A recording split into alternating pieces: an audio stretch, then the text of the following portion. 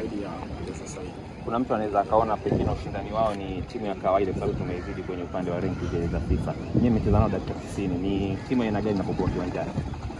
Ni timu nzuri, na wachezaji wenye vipaji, inacheza compact.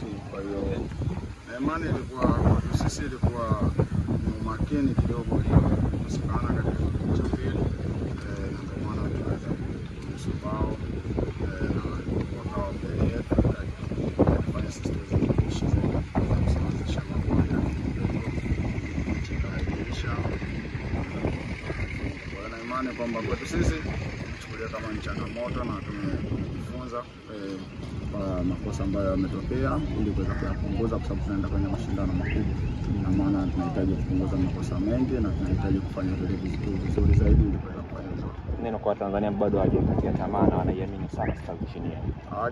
Kuendelea kusupport na benchi ya ufundi, kwa hiyo tuweze kuendelea kusupport timu na tuendelee kusupport nchi yetu ili tuweze kufanya malengo ambayo tunahitaji. Asante kapteni.